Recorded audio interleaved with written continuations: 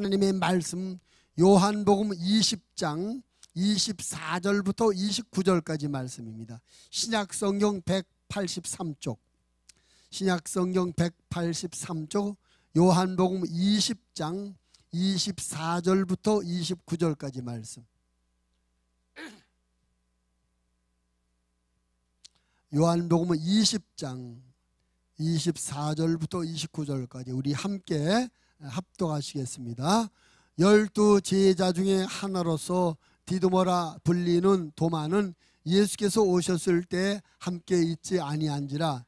다른 제자들이 그에게 이르되 우리가 주를 보았노라 하니 도마가 이르되 내가 그의 손에 못자국을 보며 내 손가락을 그 못자국에 넣으며 내 손을 그 옆구리에 넣어보지 않고는 믿지 아니하겠노라 하니라.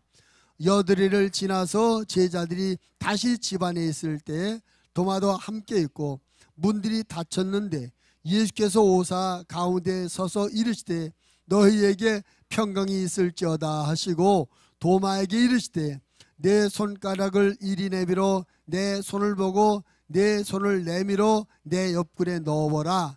그리하여 믿음 없는 자가 되지 말고 믿는 자가 되라.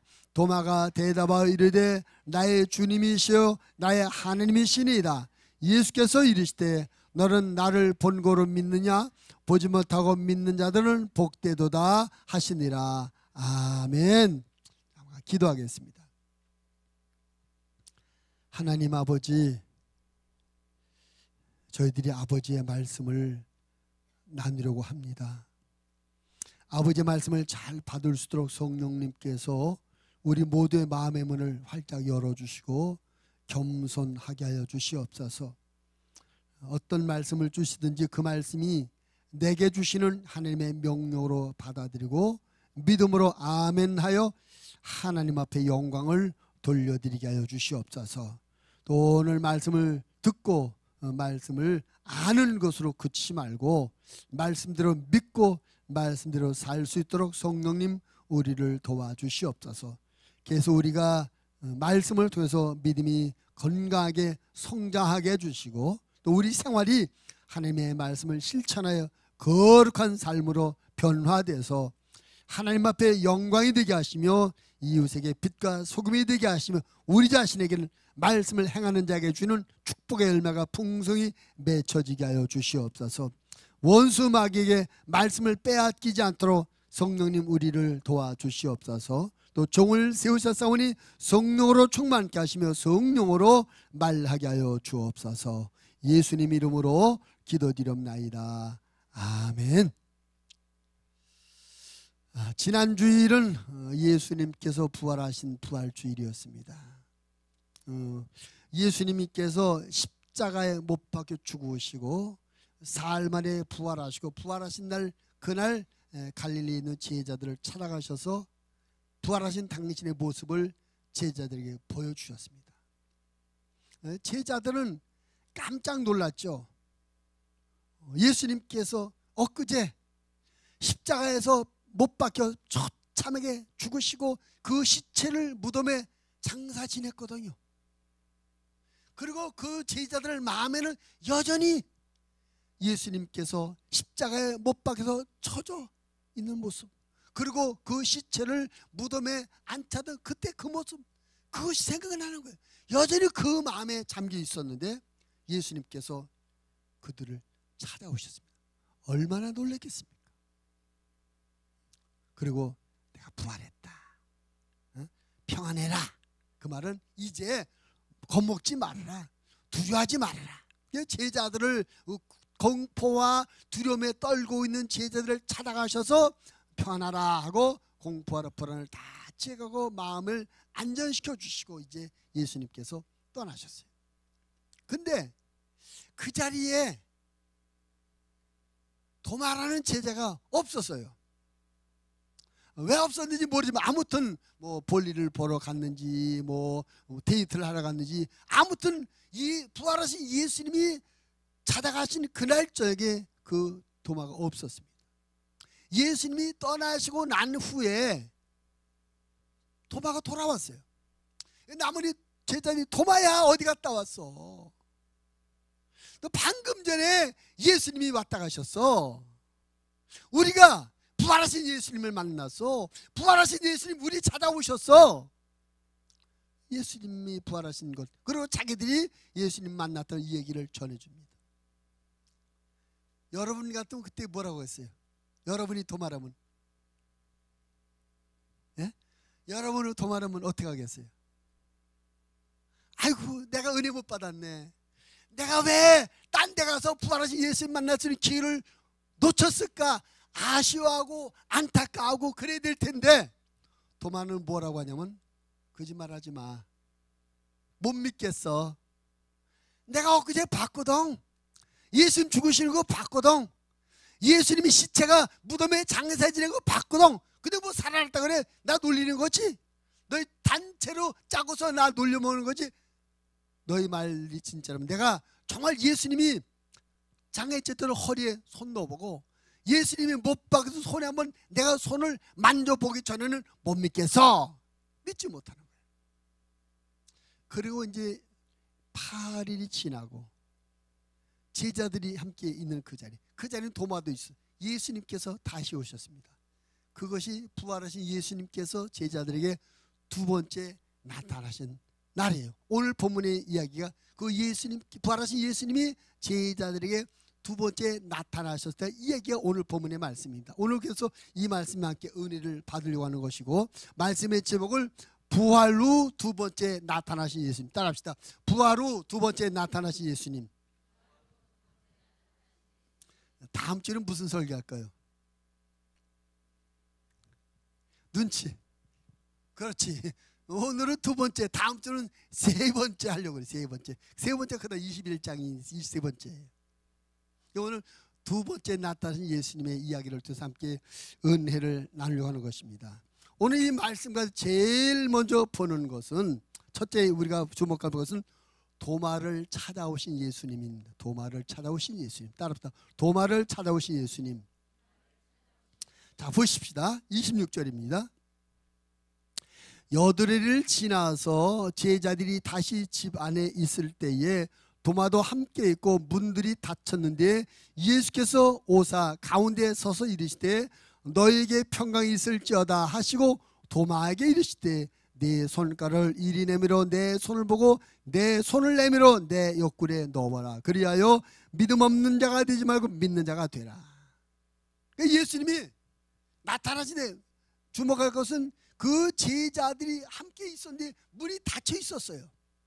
문이 잠겨 있었어요. 근데 예수님이 짠 하고 나타나셨어요.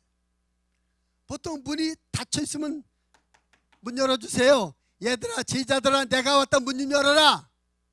이래서 문을 열어드려. 아, 예수님 오셨네, 어서 오세요. 문을 열어야 들어갈 수 있잖아요. 근데 예수님은 문이 닫혀 있는데, 문이 잠겨 있는데 짠 하고 나타나셨어요. 그게 부활체의 특징입니다. 우리 이 육체는 문이 닫히면 못 들어가요. 근데 부활체는 문이 닫혀 있으나 잠겨 있으나 아무런 방해를 받지 않고 순식간에 움직일 수 있습니다. 어디든지 갈 수 있습니다. 순간 이동이 가능해요. 여러분, 우리가 그 부활의 천국 갈 때 우리 부활을 통해서 부활의 몸을 입고 가거든요. 그런 말씀들, 이 몸 갖고 천국 가면 어떻게 된다고요? 이 몸, 요 육체를 갖고 천국 가면 어떻게 된다고요? 지난주에 설교했었는데, 이 몸 갖고 왔는데 가고 싶은데 허리가 아파서 못 가서, 천국 그렇게 좋다는데 허리가 아파서 못 가서 눈이 안 보여. 들리지가 않아서 천사들이 뭐라고 하는지 안 들려. 천국 가는 것도 보지도 못하고 듣지도 누리지 못해 얼마나 안타깝고, 뿐만 아니라 가서 한 1년이 있다 2년 있다 죽는다면 천국 가나만 아닙니까? 그래서 이 몸을 갖고 천국 가게 하는 것이 아니라 하나님께서 죽음이라는 과정을 통해서 부활의 몸을 입게 만들어요. 그 부활의 몸은 시간과 공간의 제한을 받지 않고 마음대로 움직일 수 있고 순간 이동이 가능하고 죽지 않는 영원한 몸이에요. 그래서 문이 닫혀도 상관없고 여기 있다 저기도 순간 움직임이 가능한 것이죠. 예수님께서 부활의 그 무한의 몸을 입었기 때문에 문이 닫혀 있었고 제자들이 문을 열어주지 않았어도 짠 하고 나타나셨어요. 나타나서 하시는 첫 마디가 뭡니까? 예? 너에게 이 한마디 평가 있을 때 한마디 그 다음에 곧바로 어떻게 하셔요? 도마야 너 일로 와봐. 여기 한번 만져볼래? 여기도 한번 손 좀 넣어봐. 도마가 얼마나 깜짝 놀랐을 거예요. 자기가 한 말이 있거든요. 도마가 뭐라고 말했어요? 내가 만져보기 전에 믿지 못하겠어. 오늘 말씀에 보면 예수님께서, 부활하신 예수님께서 두 번째로 제자들을 찾아오신 것은 사실은 다른 제자들보다는 이 도마를 만나려고, 도마를 위해서 두 번째 찾아오신 것이라는 것입니다. 그래서 다른 제자들은 너에게 평강이 있어라, 의례적인 인사만 해서 도마야 해서 도마를 개인적으로 만나서 도마에게 말씀을 하시는 것입니다. 그런데 여러분, 그 도마가 누굽니까? 그 도마가 누구예요? 예수님으로부터 3년 동안 훈련받고 사랑받고 교육받은 제자입니다. 다른 제자들과 똑같이 예수님의 제자예요. 그런데 그 예수님의 제자던 도마가 예수님 부활 못 믿겠어? 내가 직접 만져보기 전에 못 믿겠어? 예수님의 부활을 믿지 못하겠다는 것입니다. 그런데 여러분, 예수님께서는 이미 죽으시기 전부터 두 가지 말씀합니다.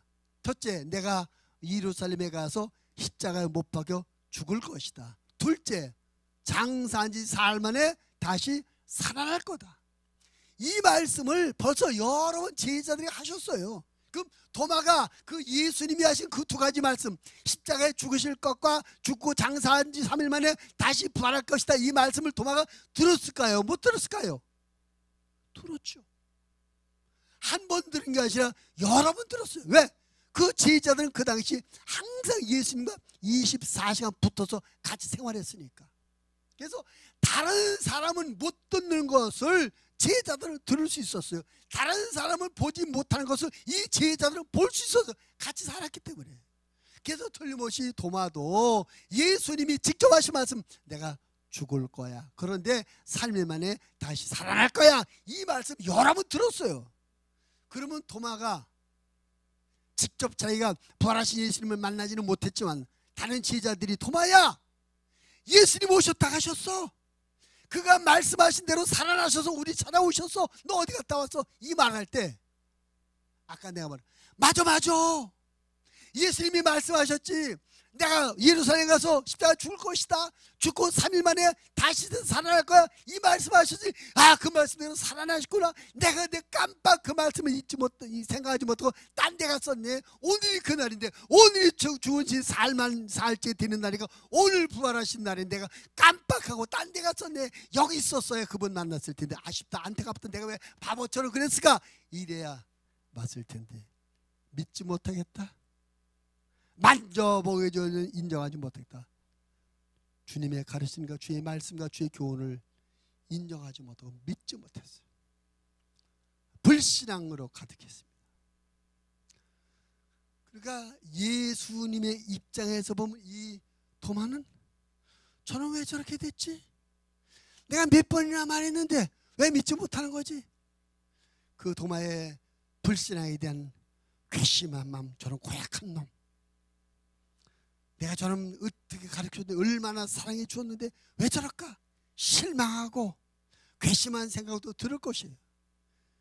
우리가 인간적으로 생각하면 저런 도마, 이제 내가 너를 내 제자로 인정하지 않겠다, 내가 그렇게 말했는데도 믿지 못해, 넌 필요 없어, 내가 너 없이 얼마든지 다른 친구들 데리고 일할 수 있어, 내가 너를 버리겠다 할 수 있어요. 근데 예수님은 오히려 믿지 못하고 주님의 말씀을 기억하지 못하고 인정하지 못한 다른 제자들의 증언도 듣고 증언을 듣고도 믿지 못하는 그 제자를 괘씸하게 생각하나 배신자로 생각하나 마음에서 내버리겠다 하시는 것이 아니라 오히려 그 도마를 위해서 일부러 두 번째 찾아오시더라는 것입니다.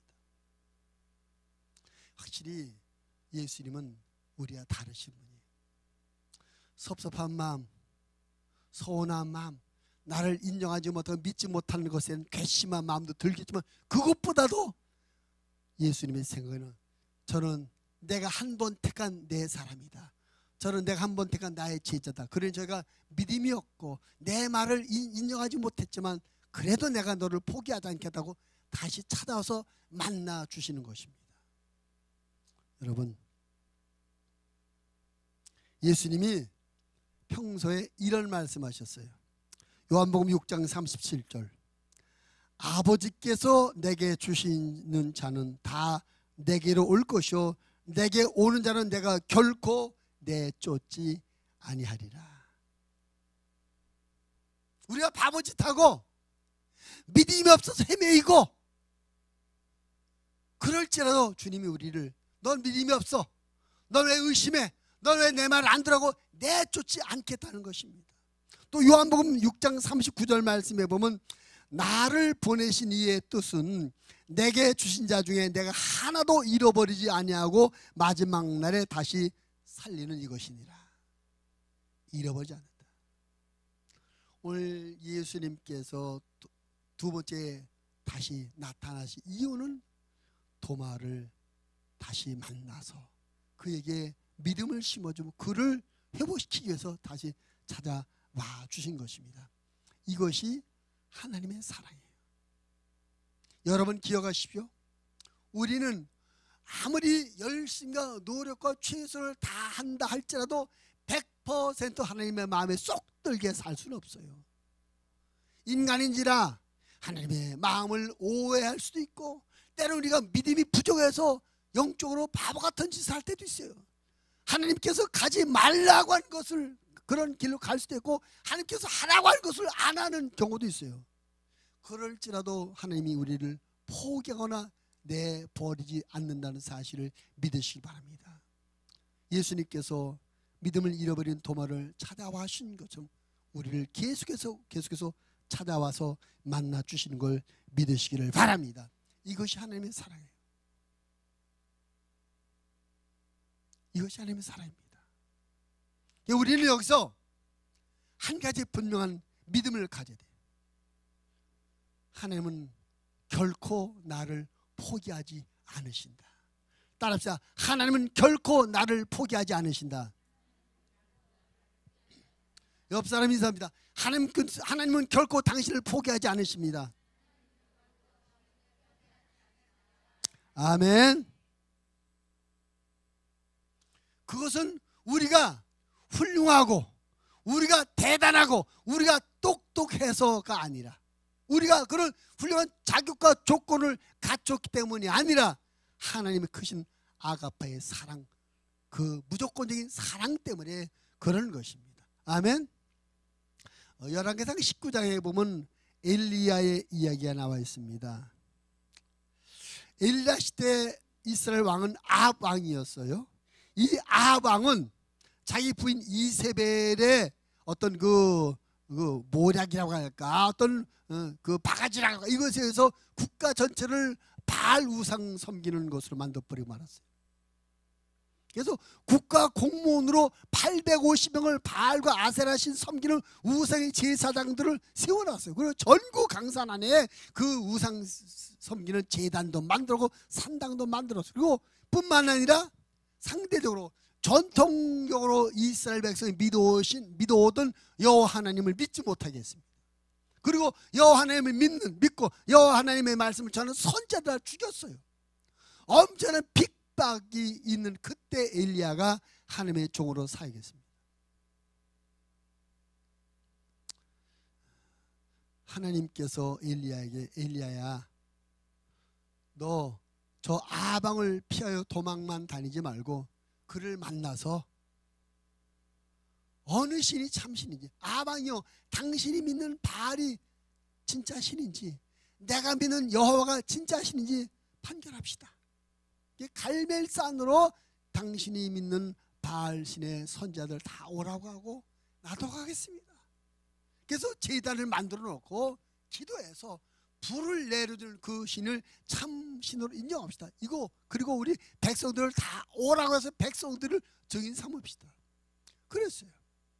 그래서 갈멜산에서 바알 선자, 아세라 선자 850명, 여기서는 여호와의 선자 엘리야 한 사람 올라갔습니다. 백성들이 다 지켜보고 있어요.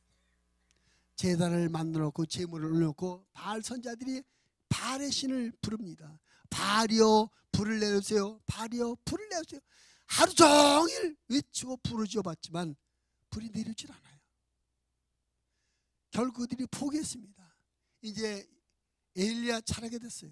엘리야가 제단을 펴놓고 제물 올려놓고 도랑에 물을 붓고 하나님 불을 내려 주옵소서. 기도했더니 하늘에서 불이 내렸어요. 온 백성이 봤습니다. 바알도 봤고 아방도 봤어요. 엘리야가 믿는 여호와가 참 하나님인 것이 증명됐습니다. 그래서 엘리야가 백성들이 지금까지 당신들을 거짓되게 속여왔던 저 거짓 선지들 다 죽이시오. 그래서 바알과 아세라 신 섬기는 선자 850명을 기손신으로 갖다 죽였습니다. 이제 이런 일이 있고 났으니 엘리야의 생각은 어떤 생각이 들겠습니까? 아, 이제 내가 믿는 하나님, 내가 말하는 여호와가 참신인 것이 증명됐으니까 저 아방을 비롯해서 모든 백성들이 이제는 우상 다 버리고 하나님을 섬기러 오겠구나, 그런 기대를 하고 있었어요.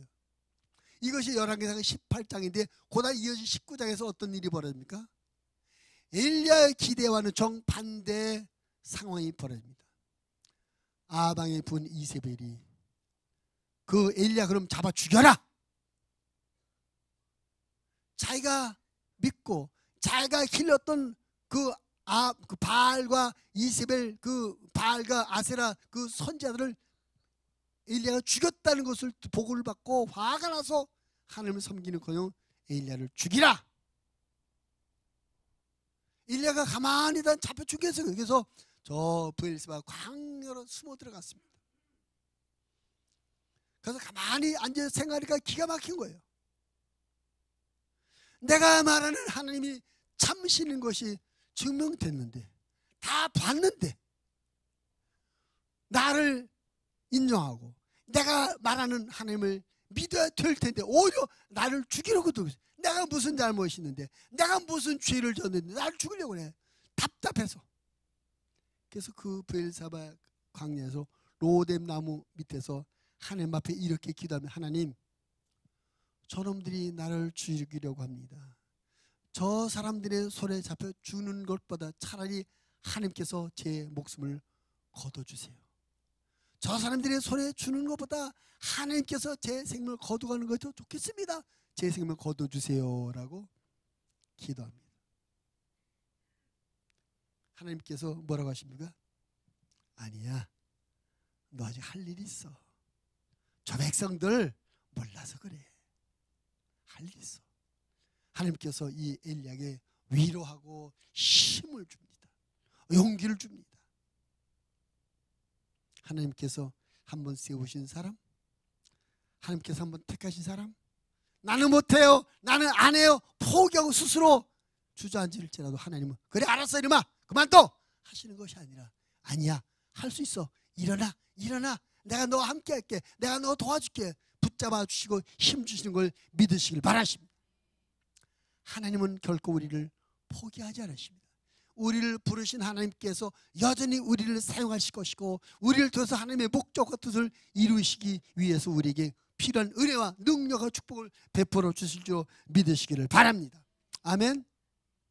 도마가 바보 같은 짓 했어요. 말씀도 믿지 못했고 제자들의 증언도 인정하지 않았습니다. 그러나 주님께서 그런 도마를 포기하지 않고 다시 찾아와 주셨습니다. 도마를 찾아가신 주님이 지금은 나와 여러분을 항상 찾아와 주시는 걸 믿으시길 바랍니다. 왜요? 우리가 하나님의 사람이니까, 우리가 하나님의 자녀이니까 우리를 결코 포기하지 않고 찾아와서 우리를 세워주시고 은혜를 주시는 것입니다. 이 하나님의 사랑을 평생 믿으시기 바랍니다. 내가 아무리 바보 같은 자고 내가 아무리 믿음이 연약할지라도 하나님은 결코 나를 포기하지 않으신다. 하나님은 결코 나를 버리지 않으신다. 하나님은 끝까지 나를 찾아와 주시고 나를 붙잡아 주시고 나를 사랑해 주신다. 이 하나님의 사랑을 믿으시고 그 하나님의 사랑에 감사하는 여러분 되어지기를 주님의 이름으로 부탁을 드립니다.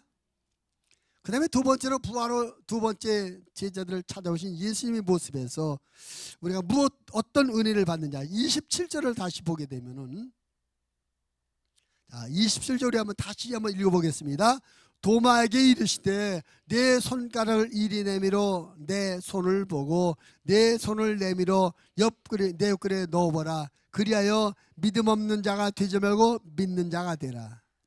예수님께서 도마에게 하시는 말씀 마지막 부분에 내가 믿음 없는 자가 되지 말고 믿는 자가 되라. 예수님이 판단할 때 지금 도마의 상태는 믿음이 있다 없다? 믿음이 없다. 그 믿음이 없으면 어떻게 되겠어요? 야 이놈아, 너 내가 얼마나 가르쳤는데, 너 3년 동안 뭐 했어 도대체? 너 3년 동안 나하고 있으면서 뭐 배운 거야? 내가 말할 때도 어디 갔다 왔어? 너 왜 이렇게 믿지 못해? 야단치고 책망하고 그럴 것 같은데, 도마야, 너 믿음 없는 자가 되지 말고 믿는 자가 돼. 믿어야 돼. 예수님께서 부활하신 이에 두 번째 그들에게 나타나신 목적은 믿음을 회복시켜 주기 위해서 찾아오신 것입니다. 여러분, 예수님의 관심은 우리 믿음입니다. 방금 우리 권사님이 사업에 대해서 물론 사업이 잘 되고 병도 우리의 몸이 건강해지고 하는 일이 잘 되고 그거 좋아요. 그러나 예수님의 목적은 그게 목적. 우리가 부자 되는 게 목적이 아니야. 예수님의 목적은, 예수님의 목적, 우리 병도 매면 고쳐지는 이것이 목적이 아닙니다. 그런 일들을 통해서 우리의 믿음이 굳건하게 세워지며 그런 경험들을 통해서 우리의 믿음이 자라나는 것, 이것이 예수님의 관심사이시며 예수님의 목적인 것입니다. 예수는 우리의 믿음에 관심이 있으신 것입니다. 예수는 우리에게서 믿음을 가장 중요하게 여기시는 것입니다. 예수님께서 믿음 없는 도마, 의심하는 도마를 찾아가서 믿는 자가 되라 라고 부탁하신 것처럼 우리에게 동일하게 말씀합니다. 아무개 성도야, 아무개 집사야, 믿음 없는 자가 되지 말고 믿는 자가 되라 말씀합니다. 이 말씀을 좀 도마하게 하시는 것이 아니라 나와 여러분에게 하시는 걸 믿으시길 바랍니다. 따라합시다. 예수님은 내 믿음에 관심이 있으십니다. 아멘. 옆 사람의 눈을 똑바로 쳐보랍니다. 예수님은 당신의 믿음에 관심이 있습니다. 한 번 더, 예수님께서 믿음 없는 자가 되지 말고 믿는 자가 되라고 하십니다.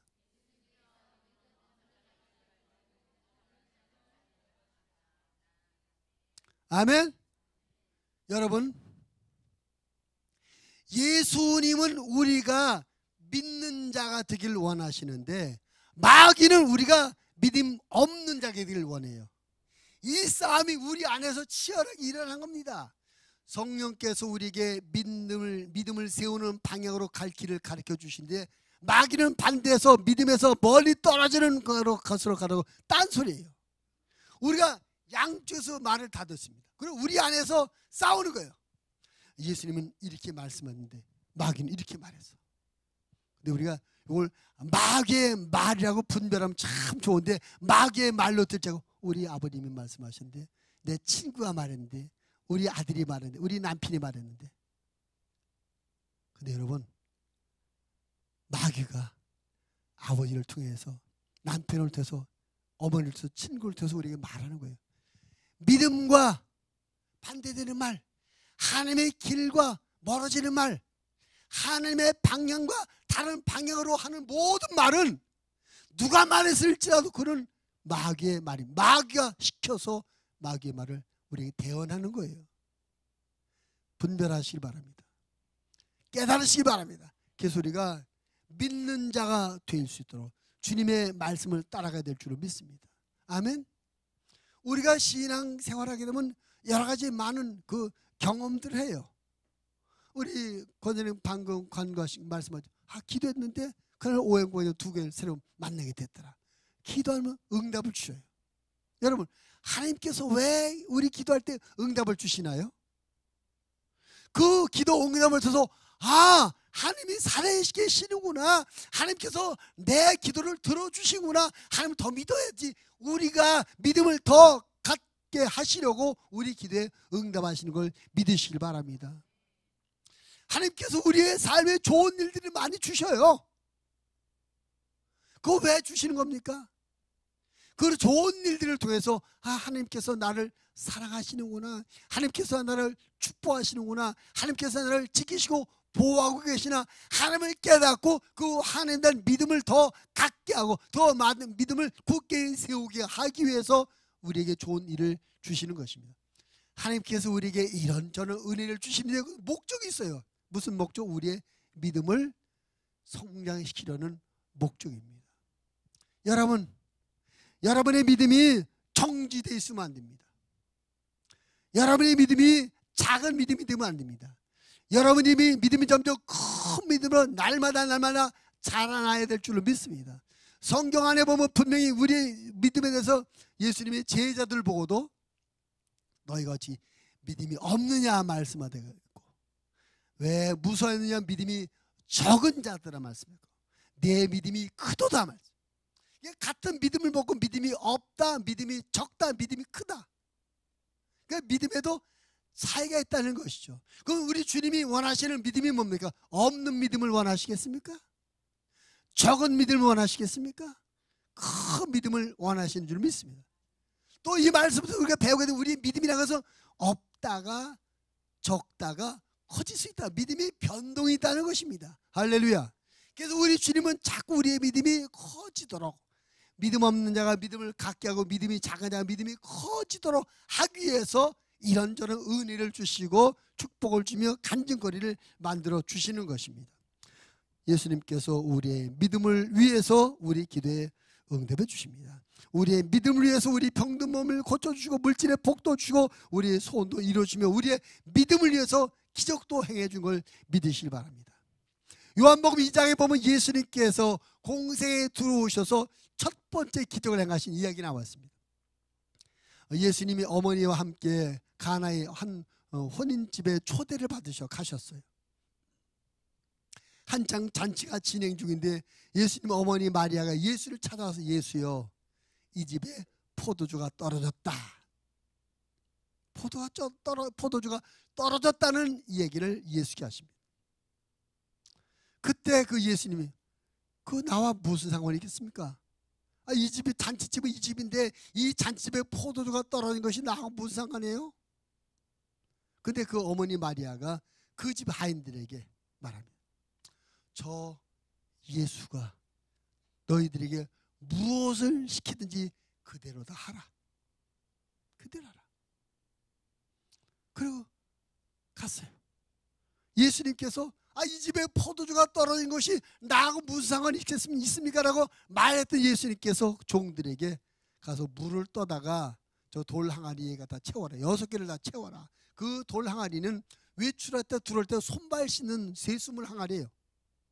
채워라. 지금 주방에서 포도주가 모자란데 대문간에는 세수물 항아리를 채우라는 거죠.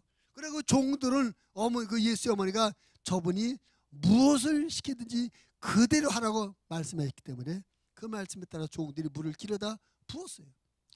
돌 항아리 6개 다 채웠습니다. 그래, 그럼 그 물을 다시 떠서 저 주방에 갖다 줘라. 보통 사람은 그럼 진작부터 아예 막바로 주방으로 갖다 주라가지고 왜 두 번 일을 시키냐고 우리가 원망도 하고 불평도 할 만한데, 그런 원망 불평 없이 알겠습니다 하고 그 항아리 물을 떠서 주방장에 갖다 주었죠. 주방장이 맛을 보고, 다른 집 잔치는 처음에는 맛 좋은 포도주를 내놓았다가 사람들이 어느 정도 취해서 입맛을 분별할 수 없게 될 땐 값싼 맛없는 포도주를 내놓았는데, 이 집은 어떻게 나중 나오는 포도주가 더 맛있냐? 사실은 그 포도주는 뭡니까? 세숫물이었던 것이 포도주로 바뀌어진 것입니다. 물을 포도주로 바뀌는 이 기적, 예수님께서 첫 번째 행하셨어요. 근데 예수님께서 왜 이 기적을 행하셨나요? 물론 거기는 여러 가지 의미가 있어요. 예수님은 그 결혼을 축복하신다. 결혼 축복하신다 그런 의미도 있어요. 또 순종을 기대하신다 이런 것도. 그러나 그 이야기 요한복음 2장 맨 마지막 그 이야기의 마지막 절 11절에 보면 요한복음 2장 11절 한번 떼어보세요. 그 예수님 왜 그 일을 행하셨는지 그 일의 결과가 나와요.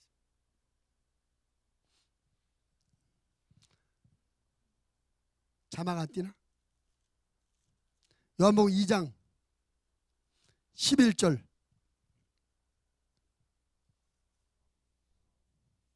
시작. 예수께서 이 첫 표적을 갈릴리의 가나에서 행하여 그의 영광을 나타내심에 어떻게 됐다고요? 그러니까 예수님께서 이 가나 혼인잔치에서 포도주가 모자랄 때 물을 포도주로 바꾸는 기적을 행하시는 목적이 뭐냐? 제자들을 믿게 하려고. 이때는 예수님의 사역 초기입니다. 이 제자들이 예수님이 어떤 분인지 잘 모르는 때예요. 그 제자들이 예수님도 어떤 훌륭한 종교 지도자 중에 한 분이다. 다른 지도자들보다 특별하게 있어요. 특별한 말씀하신 분이다. 다른 종교 지도자들 중에 한 사람처럼 비슷하게 생각하는 그들에게 예수님께서 나는 그들과 비교된 사람이 아니야. 나는 창조주이다. 나는 메시아이다. 나는 구세주다. 이것을 알려주게 해요. 이것을 믿게 하려고 물을 포도로 바꾸는 기적을 행하신 거예요. 예수님께서 제자들에게 믿음을 심어주시려고 기도하셨습니다. 예수님께서 여러분의 믿음을 심어주려고 이런 일도 주시고 저런 은혜도 주시는 걸 믿으시기 바랍니다. 예수님께서는 엄밀히 말해서 우리가 부자 되는데 큰 관심 없어요. 예수 우리의 육체가 건강해지는 것에 대해서 큰 관심 없어요. 오히려 예수 우리의 믿음에 관심이 있습니다. 우리의 믿음을 위해서 부자도 되게 주시고 건강도 주신 걸 믿으시기 바랍니다. 예수님께서 우리의 믿음이 큰 믿음이 되게 하기 위해서 이런 간증까지 저런 기도 응답을 주시는 걸 믿으시길 바랍니다. 그러면 여러분 믿음 없는 자가 되지 말고 믿는 자가 되십시오. 작은 믿음의 사람이 되지 말고 큰 믿음의 사람이 되시기를 주님의 이름으로 부탁을 드립니다. 왜 믿음이 중요합니까? 믿어야 믿음을 가져야 구원을 받습니다. 아멘. 믿음을 가져야 구원받아요. 왜 믿음이 중요합니까? 믿음을 가져야 하나님을 기쁘시게 하는 삶을 살 수가 있어요. 왜 믿음이 중요합니까? 믿음이 있어야 하나님의 축복과 도움을 계속 받을 수 있어요. 그래서 믿음이 중요해요. 우리에게 믿음이 중요한 세 가지 이유. 첫째, 믿음이 있어야 따라봐. 믿음이 있어야 구원받는다. 두 번째, 믿음이 있어야 하나님을 기쁘시게 할 수 있다. 세 번째, 믿음이 있어야 계속적인 하나님의 사랑과 도움을 받는다.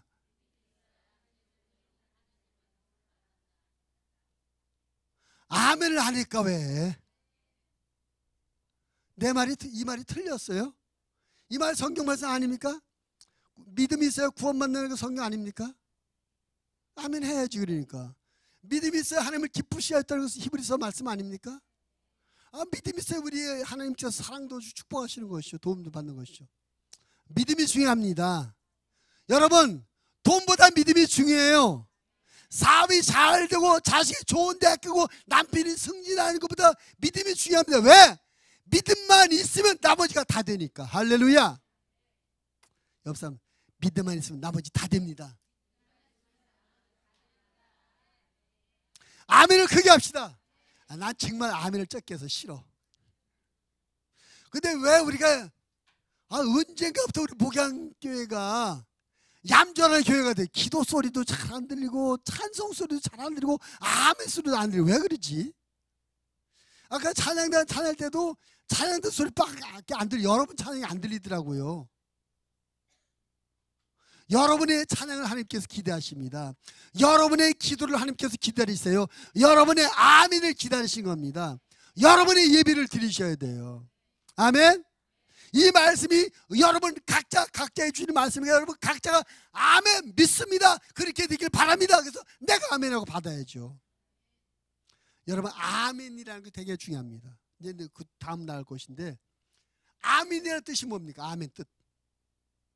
아멘 뜻. 동의합니다. 믿습니다. 그것이 내게 이루어지길 바랍니다. 그렇게 되기를 바랍니다. 그것이 아멘이에요. 그래서 우리는 내가 그렇게 바라고 믿고 기대하는 것을 고백하며 표현하는 것이 아멘인 것입니다. 그래서 아멘을 자주 말한다는 것은 고백과 내 믿음을 자꾸 표현한다는 뜻입니다. 오늘 예수님께서 제자들을 부활하신 예수님이 제자를 두 번째 찾아오신 목적이 있어요. 세 번째 목적, 믿음을 고백하게 하려고. 자, 도마가 예수님을 만났어요. 만져봐라, 만져봐라. 그리고 예수님께서 믿음 없는 자가 되려면 믿는 자가 되라 했어요. 글을 놨더니 28절 같이 읽어봅니다. 28절 시작.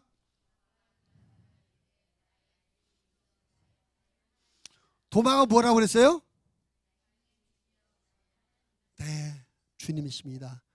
나의 하나님이십니다. 이게 뭐 한 거예요? 신앙 고백한 거예요. 자기 믿음을 고백한 거예요. 여러분, 도마가 예수님 보고 나의 주님이라고 말하지 않더라도 예수님은 그의 주인님이세요. 도마가 나의 하나님이다라고 말하지 않더라도 예수님은 그의 하나님이세요. 그런데 예수님은 도마 입에서 고백을 하게 만드셔요. 여러분, 하나님 누구십니까? 하나님은 전지전능하신 분입니다. 전지라는 말은 모두를 다 아신다는 것이죠. 하나님은 모두를 아시는 하나님이십니다. 무엇까지 아셔? 우리의 생각과 우리의 마음까지 다 아셔요. 그렇죠? 하나님은 우리의 생각과 마음도 아셔. 내가 하나님을 믿는 거 하나님이 아실까 모를까요? 알아요. 내가 하나님을 의지하는 거, 내가 하나님 앞에 감사하는 거, 내가 하나님을 사랑하는 것도 하나님이 아셔요. 아심에도 불구하고 우리에게 말하라, 고백하라. 기도가 뭐예요? 기도는 우리의 사정을 아뢰는 것 아니겠습니까? 그럼 우리가 기도하기 전에 우리가 어떤 사정이 있는지, 어떤 어려움에 빠진지 하나님이 아실까요? 모르실까요? 아셔요. 근데 하나님이 아셔서 미리 적셔해 주신 것이 아니라 우리에게 뭐하라? 기도하래요. 쉬지 말고 기도하래요. 기도하라는 말은 다른 말로 말하면 네 사정을 하나님 앞에 고백하라는 것입니다. 내 믿음과 내 의지, 내 바람을 주님 앞에 고백하라는 거예요. 알지만 고백하는 것이면 이게 중요하다는 것입니다. 고백이 중요해요. 그래서 아멘도 고백인데 왜 우리 목양교회가 고백이 줄어들었을까? 여러분의 믿음이 아멘이 풍성한 믿음이 되길 바랍니다. 그 말은 주님을 향한 여러분의 신앙 고백이 많아야 된다는 것입니다. 주님 사랑합니다. 주의 말씀이 이룰 줄을 믿습니다. 주님이 하셨습니다. 주님 은혜 감사합니다. 주님이 최고입니다. 주님 사랑합니다. 고백하는 거예요. 말씀을 듣고 아멘 하는 것은 여러분의 신앙을 고백하는 것입니다. 근데 이 고백이 얼마나 중요하냐? 로마서 10장 9절 10절 한번 보세요. 로마서 10장 9절 10절.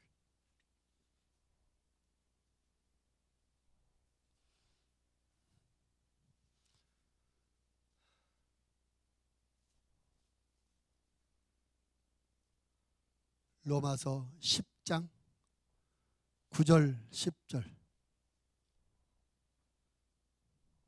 시작.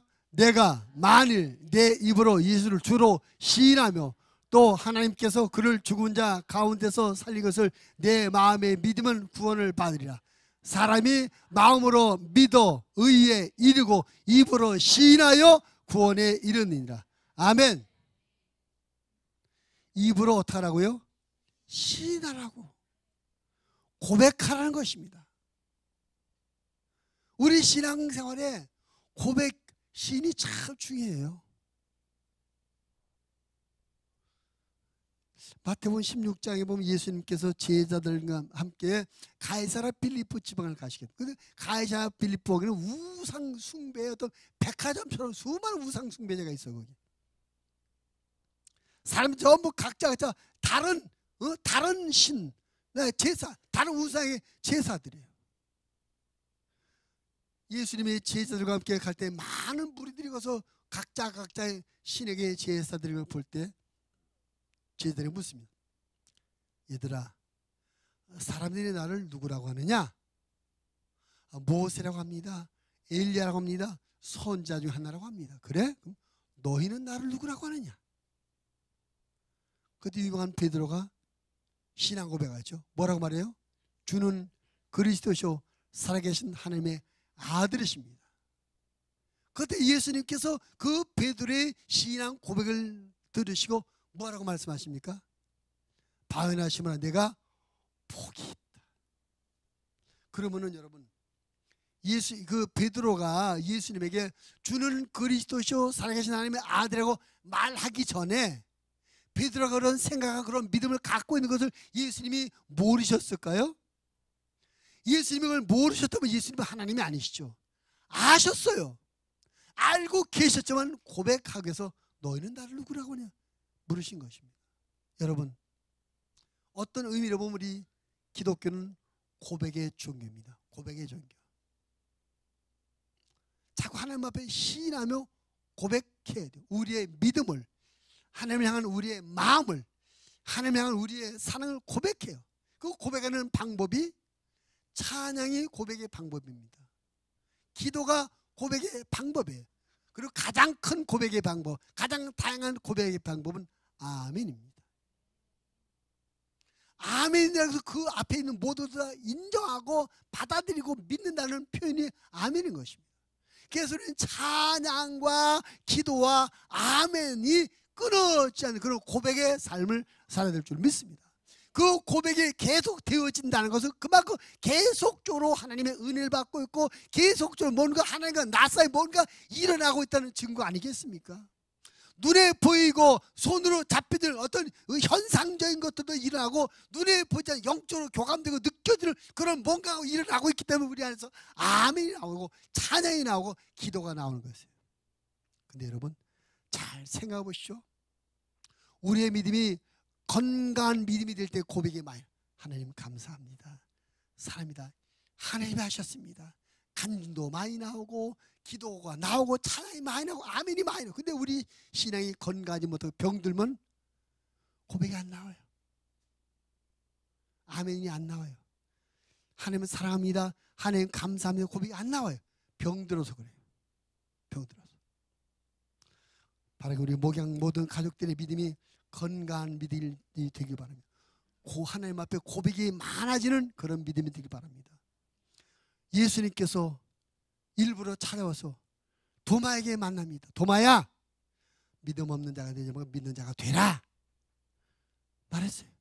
가르쳐줬어요. 그랬더니 도마가 고백, 주는 나의, 예수님 나의 주님이십니다, 나의 하나님이십니다라고 고백했어요. 그 고백을 하게 하려고 찾아오신 것입니다. 여러분,